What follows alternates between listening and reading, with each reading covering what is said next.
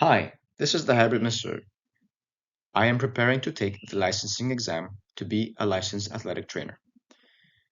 I thought I would make a video series going through my journey and preparing for it as someone who studied in the UK. In this video, I will be introducing the backstory to how I got to where I am, the new terms and processes I have had to familiarize myself with, and what I am going to do to prepare.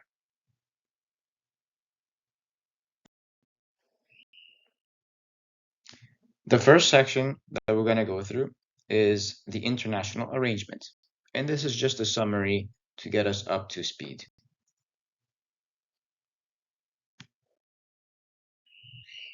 So, in North America, there exists a governing body that is associated with the care and management of athletic injuries and how it is integrated within the healthcare system. We can see that there is one in the USA and Canada, but it took a while for anyone to realize that perhaps other countries also had the same idea. The ones that are being considered similar enough to each other include the two we just mentioned, as well as Ireland and Great Britain. And now I could have said the same thing uh, in reverse order. I'm just starting from left to right. To sum up what they are trying to do at this point, as a funny reference, here is Adam's creation. They're just trying to connect. So, moving on with this idea of trying to connect, we have the international agreement that was formed.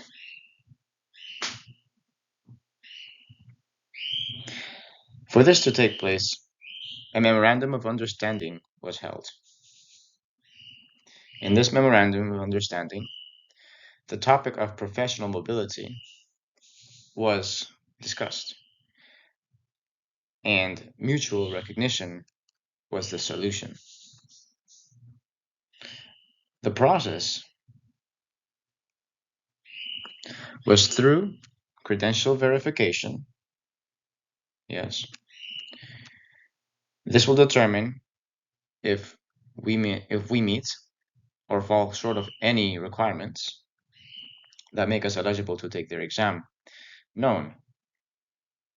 Once these requirements have been met or satisfied through either CPD, CE, or other resources that they will mention, then you are eligible to take the licensing exam, the certificate exam. Okay. Now, in this section, we're going to go through athletic training education. We're going to go through some terms, the licensing process, as well as the exam information.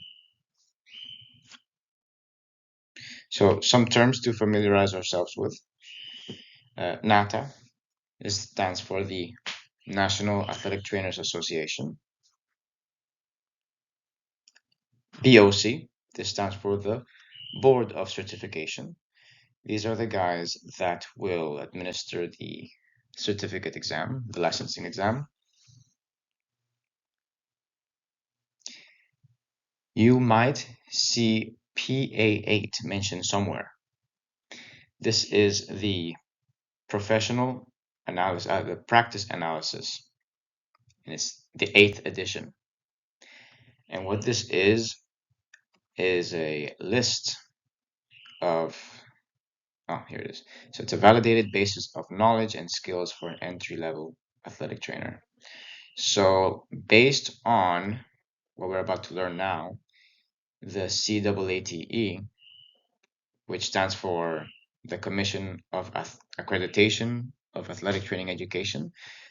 So based on the education that's being administered in universities, uh, as well as with what's being practiced, the practice analysis uh, determines what knowledge that is being delivered at universities is considered entry level, and it omits what is not considered entry level, which may be a bit more advanced.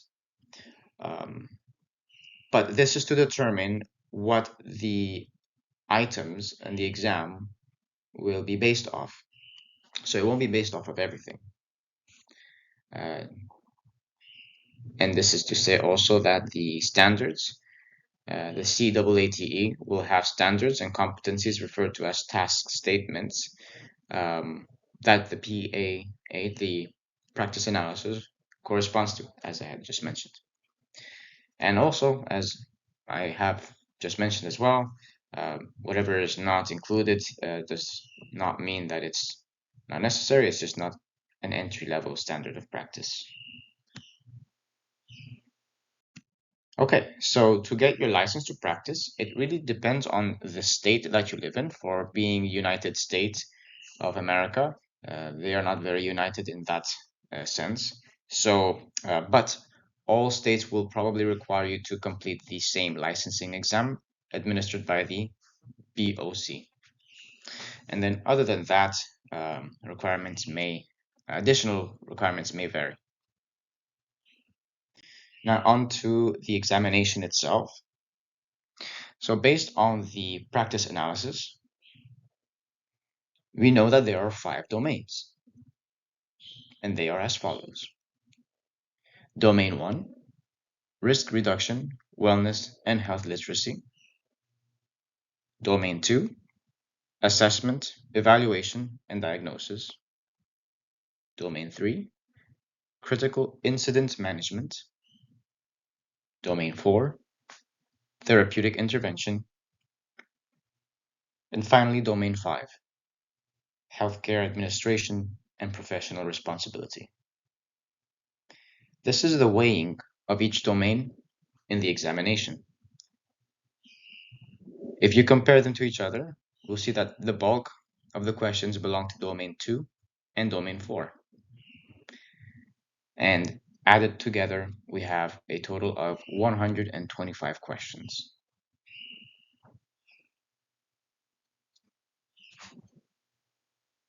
How many do we need to pass? The passing score, as it appears online, is going to be 500 or higher from a scale of 200 to 800. Multiple choice examinations in America, for some reason, are given a value that added together form a scale. So it's a very roundabout way of figuring out how many questions you need to get correct to be considered to pass the exam. And it varies from the type of exam, as I have taken several other types of exams whilst in my stay in the USA. But I decided to try and ask ChatGPT what it would think the total number would be. And it had described that because 500 lies smack in the middle between 2 and 800, that theoretically the percentage to get right is approximately 50%. I don't feel very confident trusting ChatGPT with this because there may be some other factors to consider that it may not be aware of. And so I take this with a grain of salt. In my experience, I would have always needed 75% at least to pass any exam for licensing purposes in at least my state of Texas.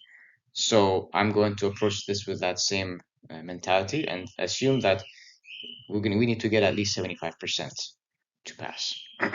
So with that said, my first step, we're going to go through the action plan, what I would do to prepare for it, to know where I am, and to know where I have to be. Okay, so the first thing I would recommend anybody do, and this is what I would do and have done, and I'm about to show you, is a practice test and also domain familiarization. So as we have just mentioned, there are 5 domains, and you are able to take a practice test the BOC, the BOC will give you the opportunity to purchase a practice test through their portal. And these questions are copyrighted, so I will not post any of the questions. However, I will be sharing a strategy to help you prepare for your test. And this is applicable to any test that has domains that you need to refer to. So this is what I have done, but I will break it down. The first two columns, oh, by the way, let me, no, yeah. So the first two columns are going to be the question number and whether I have flagged them or not. If I have flagged them, it means that I either do not know the answer to the question, I'm not confident in answering that question, I got it right, but it was a fluke, I might have guessed it, or I have tried to get it right, but I got it wrong, okay? Because it won't tabulate the total score, it will just say you're done. And so it leaves a lot of work for you to do on your end. I don't like it. And so I skipped the middle bunch and I went down to the end. So we can see that I have flagged 38 questions out of 75. No, sorry, not 75. Out of 80 questions. So the practice test is only 80 questions long, not 125. And out of those 80, I got 42 correct, which gives me a score of 53%. Technically, this is a pass, but I'm not happy with it. So what will I do to improve? As I said, we're going to familiarize ourselves with the domain. So I have went on Google and I have searched the Practice Analysis 8th edition by the BOC, and you can find it there. This will tell you the domain summary, so summaries of each domain, and the task statements associated with each domain. There's approximately between 3 and 5, if not more, task statements with each domain. And they are all followed by a table of knowledge that pertains to each task statement. Okay, so what I was trying to do was trying to associate each question with a domain, as well as pick out keywords that I may be able to find a pattern in to deduce what domain a question may be in. I gave myself the options, I gave myself two options. As you can see, I'll have two columns, one with the title domain and one with the title or, indicating that it may either be one or the other, and I'm not sure. So I'll go into the next slide. So when I was pairing and analyzing the questions to the domains, my first attempt ended up like this, with the highlighting. Oh yes, there it is. So for domain 1, I have paired a little bit more than what was needed. I know it's just 1%, so it doesn't really bother me. That's why it's in the amber color. However, in domain 2, I have paired way more than what is necessary. So an additional 5%. I have not paired enough for domain 3. I have actually managed to crack the code on what questions are associated with domain 4. And domain 5, half of what it should be. And so because domain 5 was a really good number to have, I found out that 3 questions is equivalent to 4%. So that helped me determine how many I need to get rid of and how much each other needs to receive. And I was able to deduce from where I would be getting rid of these questions and where they might be going. So in my second or third attempt, it actually took me 3 attempts, yes, I was able to satisfy all those requirements very well. And I was then allowed to go through some form of an analysis to determine, okay, what areas am I weak in and what areas I'm strong in. And so the most flag domain that I have was number 4, which is therapeutic intervention. And I will just say right now quickly is that it was probably the questions to do with ultrasound and general medical conditions, which with my education, we did not really cover.